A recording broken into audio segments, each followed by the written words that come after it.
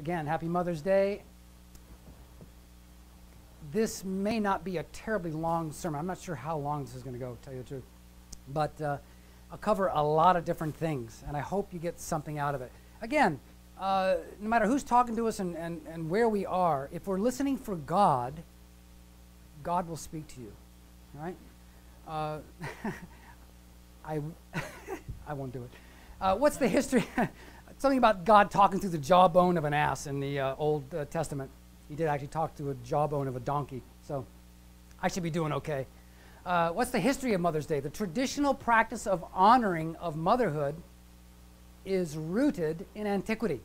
Ancient rites had strong symbolic and spiritual overtones as societies tended to celebrate goddesses and symbols of motherhood rather than actual mothers. Objects of adoration ranged from mythological female deities to the Virgin Mary in the Christian Church. One of the earliest historical records of a society celebrating a mother deity can be found among the ancient Egyptians, who held an annual festival to honor the goddess Isis. Now, Isis has a very bad connotation. Her stern yet beautiful head is typically... Why would they adopt the name of Isis, a beautiful female goddess? Oh, my gosh. Her stern yet beautiful head is typically crowned by a pair of horns enclosing a fiery sun orb. She is most often depicted sitting on a throne. The lovely and gracious Isis. And her beautiful name has been co-opted by very wretched individuals, unfortunately.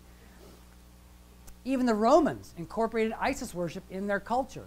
Isis may have been early on the scene in Rome, but it was the emergence of two other mother goddesses, Cybele from Phrygia in ancient Anatolia and modern Turkey now, and Rhea from Greece, that perhaps laid the most important foundation for the worship and celebration of motherhood in Europe. There they are in all their radiant beauty. The personal family orientation of Mother's Day is a relatively new phenomenon. Only in the past few centuries did celebrations of motherhood develop a decidedly human focus. And only in the last century did Mother's Day take on commercial overtones.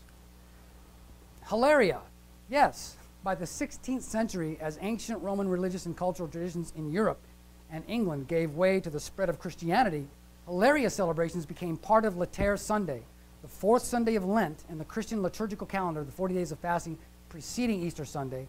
Early Christians in England initially used the day to honor the Virgin Mary, the Mother of Christ, and the church in which they were baptized, which they knew as their mother church. This place of worship would be decorated with jewels, flowers, and other offerings. So there is a little bit of history here. It's not just all Hallmark.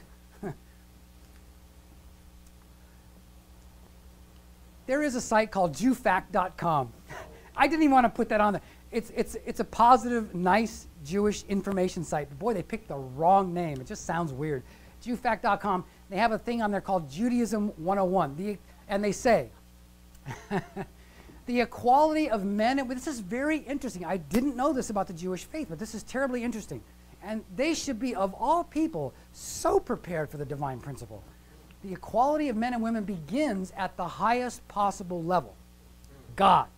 In Judaism, unlike traditional Christianity, God has never been viewed as exclusively male or masculine. Judaism has always maintained that God has both masculine and feminine qualities. I did not know this. Has always maintained this. So it makes sense because in the Pentateuch, the Bible starts right out in the first chapter of Genesis with Genesis 1:27. So God created man in his own image, in the image of God created he him, male and female created he them. You can't pretzel that into anything else. But I tell you, I had a raging conversation with a Christian couple when I took Marcus Beresford to Idaho. I drove him to Idaho and he flew me back. And on the way back, I had a conversation with a lovely couple. They were a wonderful young couple. But they got so stuck on this. I said, we were talking about Christianity, the Bible, this and that, spiritual things. I said, do you see the logic in that? Isn't that amazing? I asked them, I said, can I introduce a kind of a radical concept for you? They go, yeah, go ahead, fire away. What about the dual nature of God? Right away, they're like bristle, like, oh, you're talking about Buddhism, right? Or duality and all this. It's a cult, man, I said, no, look at this. Open to the Bible, Genesis 1:27. The image of God is male and female, masculine and feminine. I said, no. Jesus always referred to God as Father. So it's settled. He. Yeah. So Some people really get stuck on this concept, but we're going to go into why this is important. Judaism 101 continues. As one Hasidic rabbi explained it to me, God has no body, no genitalia. Therefore, the very idea that God is male or female is patently absurd. We refer to God using masculine terms simply for convenience sake, because Hebrew has no neutral gender. Neither do we, really. There's no name for a neutral gender. Asexual, maybe? I don't know. God is no more male than a table is. Well, with all that equality in mind, how is it then that women were treated as second-class citizens for so many years? We know that in ancient Jewish culture, women caught in adultery were stoned to death, where men were not. Ouch. Yeah. In entirely too many Islamic nations, stoning was done in the early days and continues unabated until the present time. This lovely young lady, I don't know what she did. I didn't investigate. I was looking for pictures. This is the second shot, and yeah, a great big mountain of stones and a whole bunch of angry men. Nice. 2016. All right? Where? This is Saudi Arabia. And there's a third slide that I'll spare you after everything is done. All right? Anyway, pressing on. Sideline note. From approximately 30 BC, the Romans disallowed the Jews to enact the death penalty. And from that time, Judaism has always required the most extreme conditions to carry out an execution, except in one notable case with Jesus Christ, unfortunately. Here's Pontius Pilate, like, well, I don't find anything wrong with the guy. But the people, it said, the Bible says that they screamed at the top of their lungs. He said, Pontius Pilate washed his hands and said, okay, let his blood be on you. The Bible says they cried out all the more, then let his blood be on us and our children. That's a scriptural quote. I can't make this stuff up. I wouldn't dare. So, back to our point. The Jewish, Christian, and Islamic religions are all considered Abrahamic faiths, as they all accept the Pentateuch, or the first 5 books of the Bible. And as such, the heroes of faith depicted in the Bible were in almost all cases men.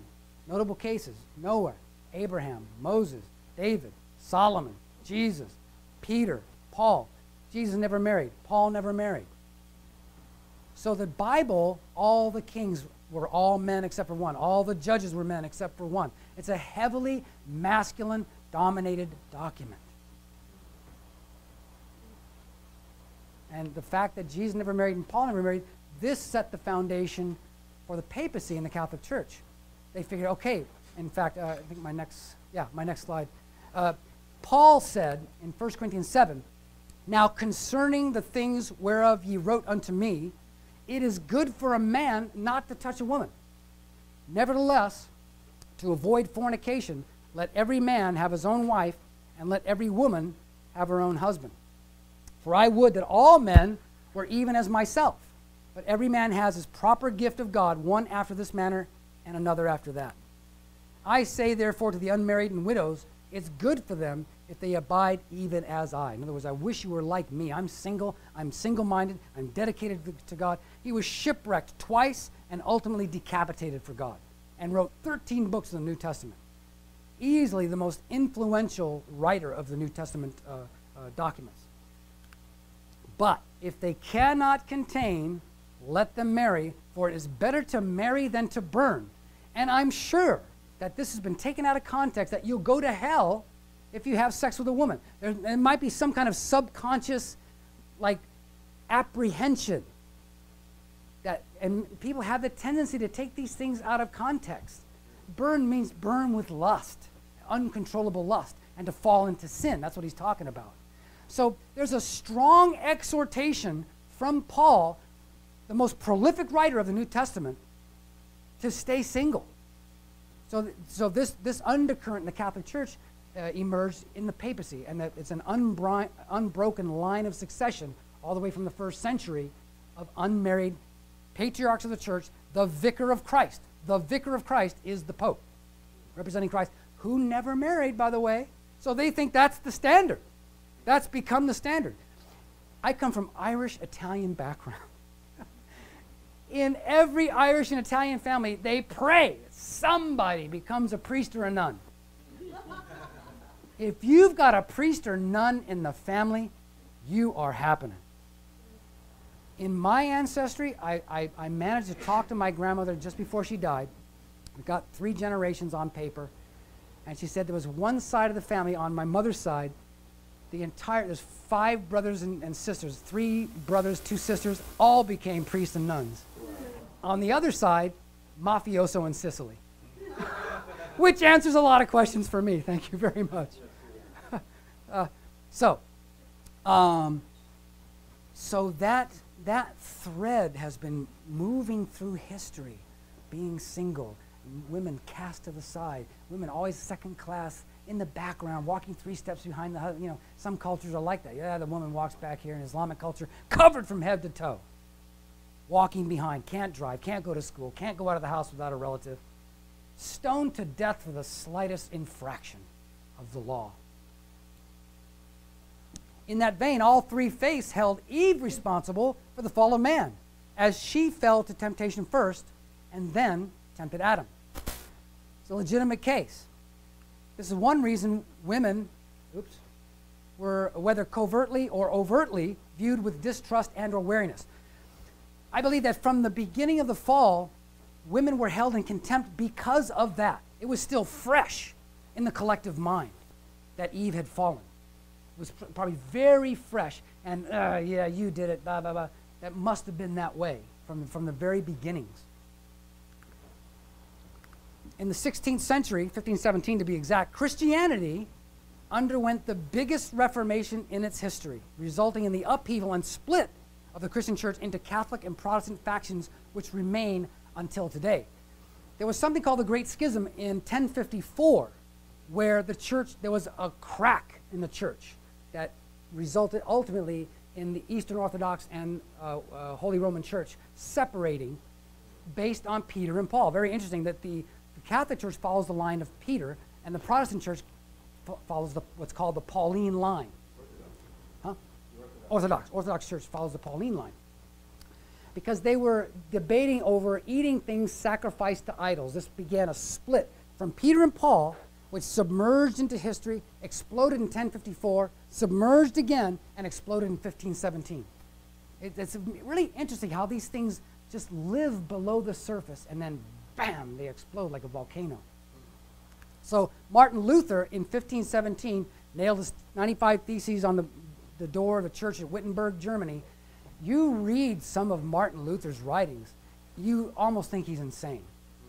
And he was a Catholic monk. He was a monk, and he railed against the abuses of the Catholic Church. They had really fallen into extreme corruption by that time.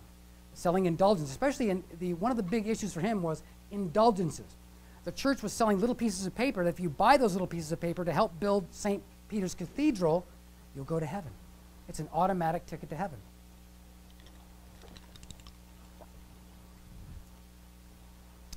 And in the 18th century, now we're talking about Reformation in the Christian church. Now, in the Jewish organization, the Jewish faith, in the 18th century, at the time of the French Revolution, Jews underwent a radical reformation resulting in what is now called Reform Judaism.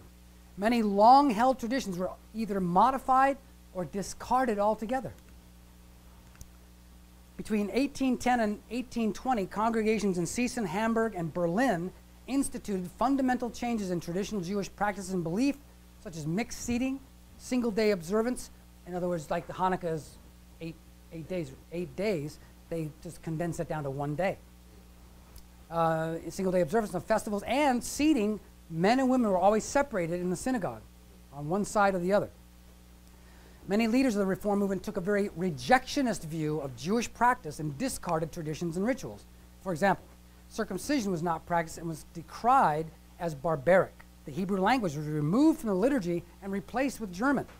The hope for a restoration of the Jews in Israel was officially renounced, and it was officially stated that Germany was to be the new Zion. The ceremony in which a child celebrates bar mitzvah was replaced with a confirmation ceremony. The laws of kashrut and family purity were officially declared repugnant to modern thinking people and were not observed. Shabbat was observed on Sunday, not Saturday. Traditional restrictions on Shabbat behavior were not followed. So radical reformation in the Jewish faith at that point in the 19th century. However, Islamic culture never underwent their own Reformation movement, ever. The only division they have is over who has the authority, the Shiites or the Sunnis, based on the son of Muhammad branching off and creating his own branch of Islam, and that's why they're divided even to this day. 1,400 years later, they're still divided. That's why they can't unite. If they united together, the world would be in big, big trouble. If they had a unified ideology, right now they're split, and look how much catastrophe has happened in the name of radical Islam. And imagine if they can overcome that and unite and put down the sword long enough to come after us, the world's in trouble. So, with the, I'm going to talk about him. With the undermining and overthrow of the Shah of Iran and the installation of Ayatollah Khomeini in Iran in 1979, radical Islam has now been a seemingly intractable global problem. You know, there's people that you just look at and you know not to number one, not to listen to them and not to follow them. Here's one of them. Along with him, you have people like this. Take one look at that guy. It's like you avoid him like the plague. You certainly aren't going to let him watch your kids. That's for sure, right? You know, Uncle Adolf's coming over to you. Oh no, hide the kids, right? And this guy, all he needs is a couple of horns, man. He's just like happening, right? You just look at some people and go, no. But then, oh my goodness, along comes Sun Myung Moon. What is not to like about that face? What is not to like? So, boys and girls, let's compare and contrast. No, out. Let's bring this fellow right over here. There he is. Yay! So there you have it. Which brings us to the beauty, wonder, and simple elegance of the divine principle of Sun Myung Moon. Now, two things I took away from Injin's 3 years ruling our church, let's say. Two phrases she invented that will stay with me for the rest of my life. One of them is simple elegance. She coined that term, simple elegance. I love that. There's something simple about the divine principle, and there's something so royally elegant about the divine principle at the same time. It's so simple. So all you have to do, when I tell people, you should hear the divine principle, and all you have to do is listen. You don't have to do anything. You don't have to flagellate yourself with the whips and slap yourself and nail yourself on a cross on Easter. Fast for 40 days. Nothing like that. Just listen. I just listened. This is my 40th year in the Unification Church. I listened in 1977, and I was radicalized for the rest of my life. I was fundamentally changed forever. I didn't do a thing. I paid $10 for my first workshop, and they drove me from San Diego to LA.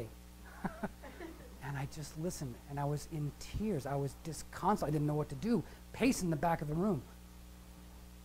I got it. I got it. Second thing she said was natural witnessing. She coined the term natural witnessing.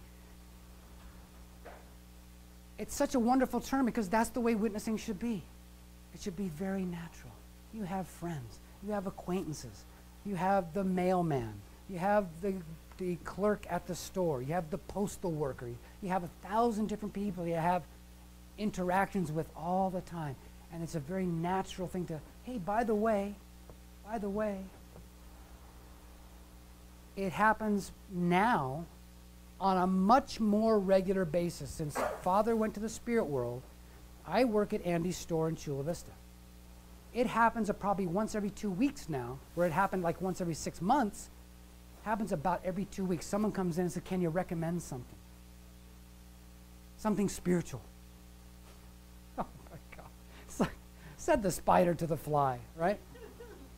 Yeah, I can show you one little humble book which encapsulates all the wisdom in this entire store. And I lead them over to that little brown book. It's $2 in the store. The magic book. It's unbelievable. I say, this is it. I'm telling you. I look them straight in the eye. I read this 40 years ago, and I never looked back. I just put it in their hand, they buy it, and they go. And that happens with greater frequency now more than ever. It's amazing. So, natural witnessing, simple elegance. What a beautiful thing, simple elegance. And that's what the divine principle is. And Father hasn't, we saw that. Look at this board. This tells you that whatever he's teaching, the man's thinking about it. And this is like in the 90s. And I know, everybody knows, if you've been to Belvedere, you know where this is. This is Belvedere Estate.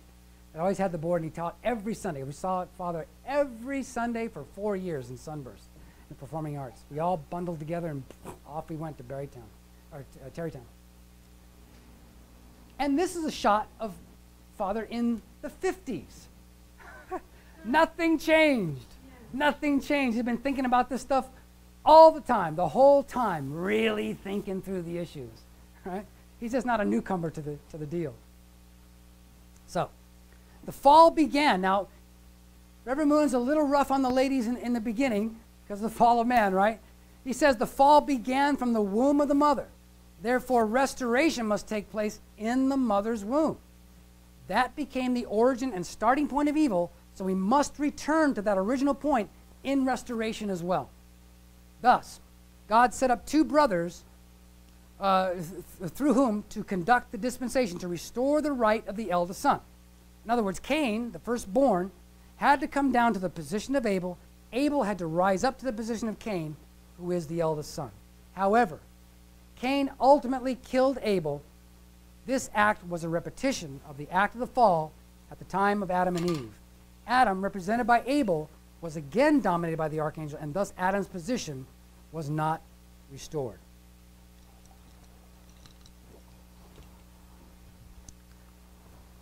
Reverend Moon attributes the fall to Eve's allowing herself to be seduced by Lucifer, and in the same breath holds Adam responsible for not resisting Eve's temptation. It could have stopped right there. Adam could have said, no, Eve, hey, what are you up to? No, no, no, 1,000 times no, get out of here, cease and desist. I'm going to get my lawyer, right? Which would have made the restoration course much, much simpler to accomplish. So Adam has his share of culpability as well. The problem was Eve was succumbed to the seduction from Lucifer and then multiplied that to her husband. So she's kind of slapped twice, unfortunately. Reverend Moon then goes on at length in the divine principle to extol the tremendous virtues and sacrifices of the great heroines of faith in the Bible, such as Sarah, Rebecca, Tamar, Mary. These women risked their very lives for the providence, and restoration history would have stopped cold in its tracks without these brave and faithful women. The restoration would have stopped dead cold. God could not have moved another inch.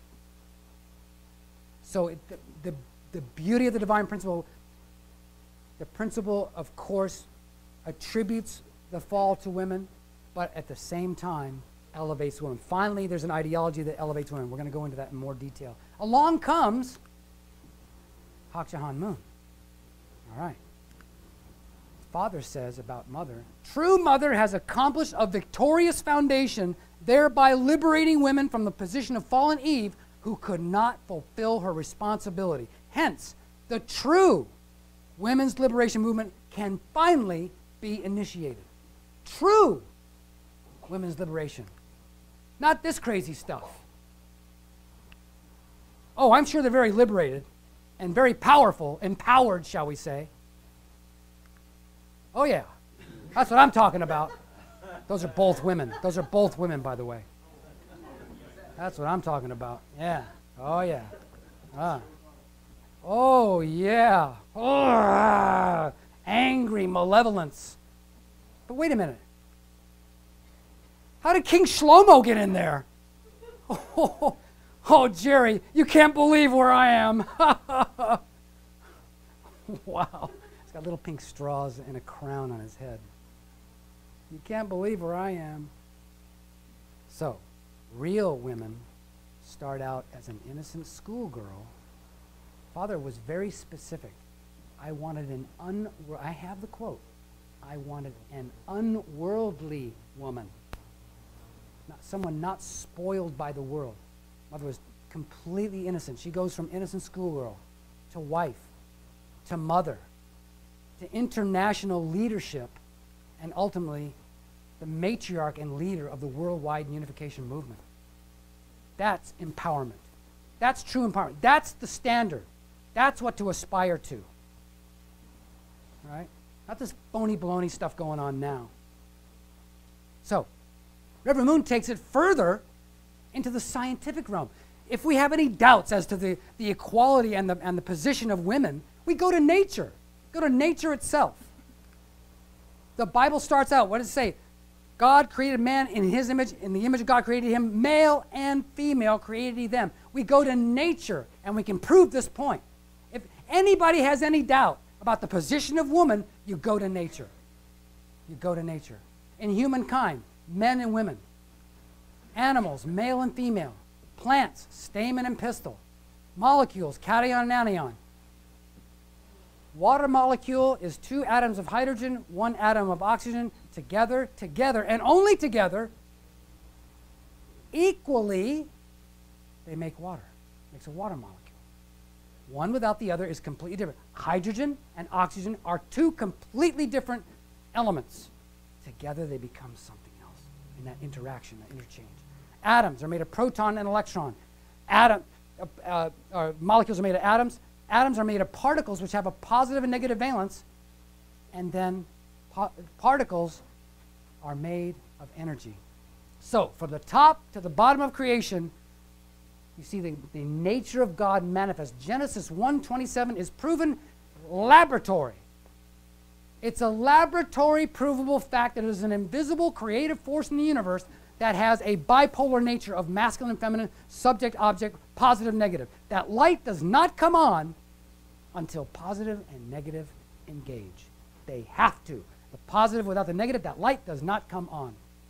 That alone shows you the equality of subject and object, the equality of subject and object, positive, negative. It's a laboratory provable fact. And that's what I tell atheists. Oh, you can't prove that God exists. Oh, yeah? Give me 5 minutes. And I've done this. I used to work at Quintiles Pacific. It's a biotech company in what's called Biotech Beach. Went out to lunch with 2 friends, 2 scientists. I supported the scientists. They were doing data research on new pharmaceuticals. They do first animal trials, and they do human clinical trials. We translate the data into a readable report for the FDA, and they can approve or disapprove a drug, right? So I go out with 2 guy researcher, girl researcher. We go to Carl Strauss for lunch. We got to talking about kind of esoteric things and spiritual this and that. And I said to them, I said, I can prove the existence of God in 5 minutes on one of these napkins. And they both go, ho, ho, we'd like to see that one. Brrr. The reaction was amazing. The one, Allison from Scotland, she was very cynical, oh man, it doesn't prove anything. There's asexual animals in the creation. There's worms that have asexuality, but they have to reproduce within themselves. There's a positive, negative, there's a masculine and feminine element. You can't get around it. There's no way to get around it. The other guy was like, can I have that? He folds it up, puts it in his pocket. Interesting. 2 completely, radically different responses to the same presentation. He was totally floored. Researchers, both of them. So, divine principle boils it down to the Creator is the harmonized being. Oh man, I like this. You know, I come from a fundamentalist background. Before I met this church, I was a fire-breathing, Southern Baptist, Bible-thumping, if it doesn't say Jesus on it, it's going to hell Christian. I was terrible. God for me was this vengeful guy sitting on a throne somewhere throwing down lightning bolts, and I was destined for hell. I must have been. Then I heard this. Oh no, au contraire. God is the harmonized being of positivity, negativity, masculinity, femininity, internal character, intellect, emotion, will, or heart. The essential aspect of God is heart. God is an enormous heart of love emanating and broadcasting throughout the universe. That's the essential nature of God. Everything God does is from the vantage point, subject is love, object is everything else that happens. And external form. Physical body. External world. External world. Paul says in Romans 1:20, for the invisible things of him from the creation of the world are clearly seen, being understood by the things that are made, even his eternal power and Godhead, so they're without excuse. This is 2,000 years ago, man. So, how do we see that? And it says the invisible things of God can be seen in the creation. From enormous, majestic peaks, craggy rocks, Mount Everest, to beautiful, bucolic valleys, quiet, serene, green valleys, to enormous waves. Oh, there he is, Danny Volker. Watch out, Danny, it's a big wave. Be careful. To a beautiful, serene lake, calm lake, like glass. It shows you the nature of God. Aggressive masculine, objective feminine. That's the beauty of creation. And Father brings that out. Only Sun Myung Moon brings that out. For the first time, we can rest in that. We can rest in that. We don't have to chop heads off. We don't have to squirrel away weapons for the apocalypse, and food products and whatever we're doing.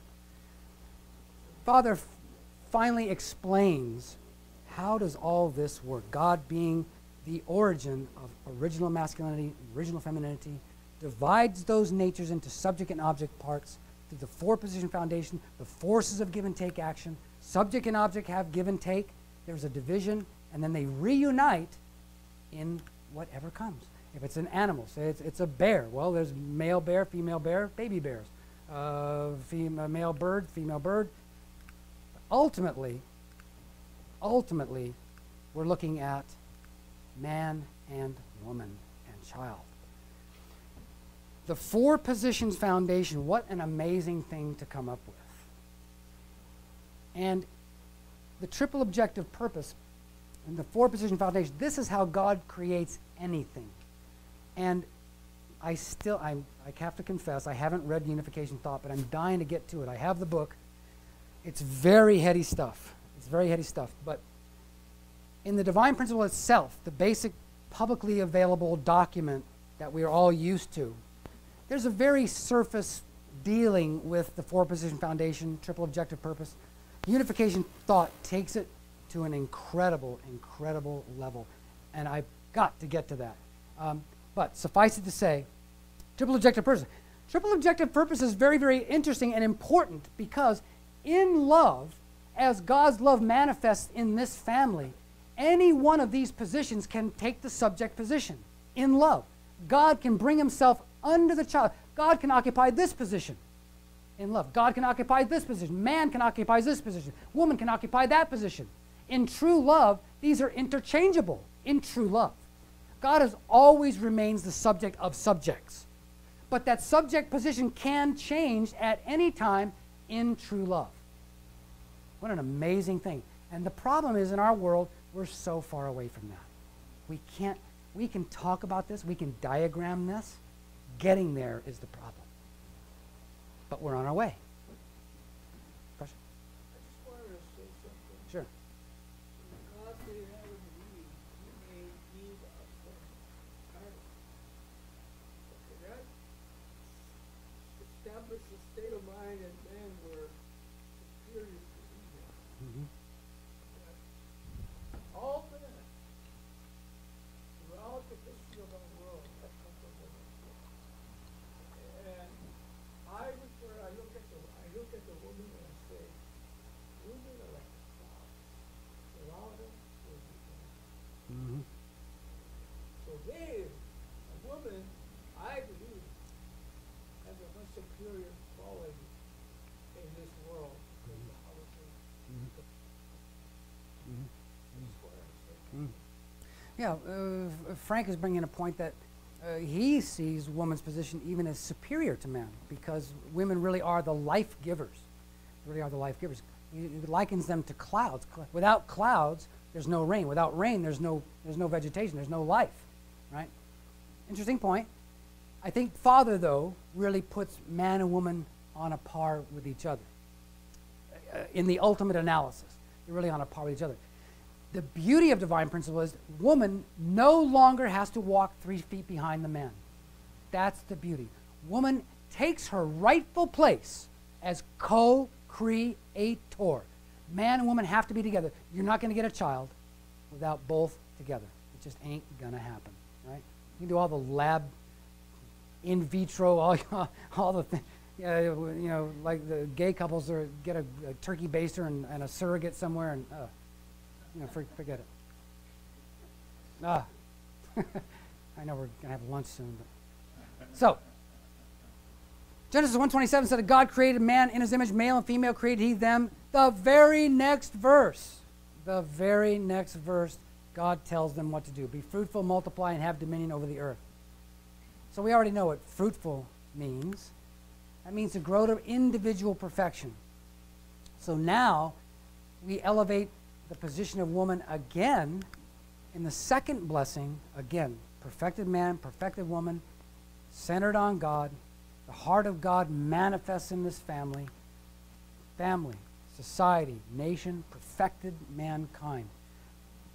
Without the 4-position foundation, nothing happens. It's the absolute foundation of the kingdom of heaven. And with that, amen? Amen. Don't stop.